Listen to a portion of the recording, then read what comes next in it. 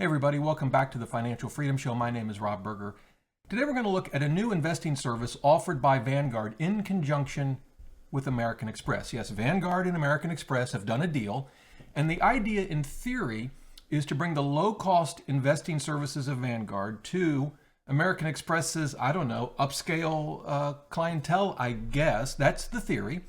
And as you'll see, though, I think it's a really, really bad deal for American Express. And frankly, I'm completely puzzled by why Vanguard would do this. So if you're considering investing through the Vanguard and American Express partnership, I encourage you to watch this video before you make that decision. Now, what I have seen, and I'll show you I guess it's a press release kind of website. This is actually American Express's website. Invest, that's the name of it, for Amex by Vanguard. That's what we're looking at. And we're going to walk through a little bit of this today, but to understand what they're doing, we have to understand the two investing services that Vanguard already offers. And on this American Express site, you see this image right here. Let me see if I can make it a little bigger for you, perhaps. This is an image of what your account would look like if you invested through this Amex Vanguard partnership. Looks pretty slick, doesn't it? Well, you may be saying, well, Rob, haven't I seen this before? Well, yeah, the answer is you have. Oh, here it is. Now I've switched over to Vanguard's Digital Advisor website, and I did a review of the Digital Advisor about a week or so ago, which you can check out in the channel. But you can see it's the exact same image, or almost identical. It's the same platform. And so to understand this new partnership, and frankly, what a bad deal it is, we first have to understand what Vanguard already offers. So they offer two things. They offer what we just looked at right here, the Digital Advisor service.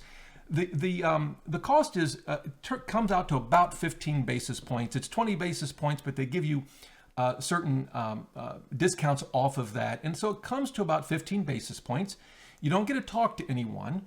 In fact, they work hard so that you can't actually speak to anyone in the Digital Advisor service, but fine, that's, you get what you pay for. This is a robo-advisor, and so it does the investing for you, and it costs 15 basis points. Now, if you want to actually talk to someone, that's okay. Vanguard offers advice, personalized service. This is their personal advisory service. Now, the minimums are higher. In order to qualify for this service, you need at least, as you can see here, $50,000. You get access to an advisor, the same platform. They manage all of your investments for you.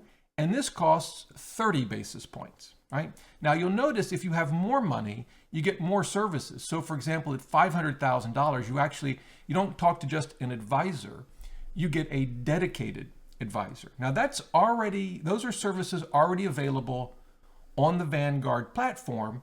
And that raises the question, okay, then what's the deal with Amex, and what extra does that give us? Well, the short answer is it costs more. So remember, Digital Advisor is 15 basis points. If you want to talk to someone and you have at least 50,000, Vanguard's personal advisory service, costs 30 basis points. So now we're going to add American Express into the mix. Now what does the cost go to? 50 basis points. And at that point you're saying, well, all right, it costs more, Rob, but certainly Vanguard wouldn't offer a service that costs so much more without adding some extra features. Well, truthfully, I think they took some features away. Let me show you what I mean. If we go back to the American Express page, you can see that you can actually open this up with as little as 10,000, but you only get a 30-minute consultation to start. If you actually want to have ongoing consultations with folks, you have to have at least $100,000. Now remember, if Amex customers said, yeah, I don't think that's so great, I'll just go directly to Vanguard, you can get that same service with only $50,000 as a minimum. And instead of paying 50 basis points, you'll only pay 30. So that gets us back to Amex. Well, what exactly is it giving us? Well, the only difference I can find is that you'll get American Express membership points right here. In fact, if you have up to $500,000, you'll earn each year 50,000 membership points, which at a penny a point is worth $500. But remember, at $500,000 in assets, you're paying 50 basis points, right? $2,500 instead of 30 basis points at Vanguard, which would be $1,500. So you're paying an extra grand and getting $500 worth of points. That, doesn't make a lot of sense, but it actually gets worse because if we go back over to the Vanguard page, if you actually have $500,000 to invest or more, and you do it directly through Vanguard's personal advisory service or advisor service, you get a dedicated advisor. So if you actually have that much money to invest, for the life of me, I can't see why you would go through the Vanguard American Express partnership. I try to look and find some positive feature, the pros and the cons. I literally can't identify a single reason why any American Express customer would actually open the account through the Vanguard American Express partnership. Just go directly to Vanguard, either for their digital advisory services or, if you want to speak to someone on a somewhat regular basis, their personal advisor services. It's 20 basis points cheaper. If you have $500,000 to invest, you get a dedicated advisor. To actually open the account and have someone to talk to, the minimum is just $50,000.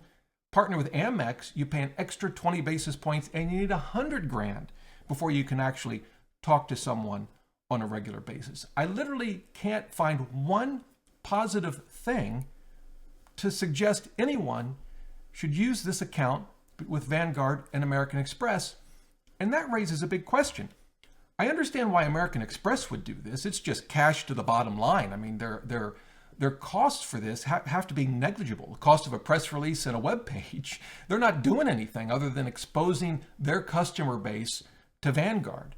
The bigger question is, why is Vanguard doing this? Why would they open up a service that costs more and at best offers the same thing, although as we've seen really kind of offers a little bit less? I don't understand, particularly given their focus on low-cost investing, why they would allow their brand to be associated with this kind of deal. Now, one answer might be, well, it's just greed. They, $8 trillion of assets under management, that's not enough. They want more.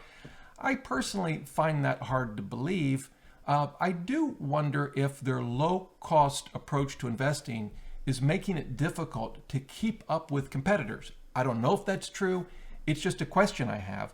I know based on what I've read, someone like, say, Fidelity invests a lot more in its technology than Vanguard invests in its. So, maybe it's a cost issue.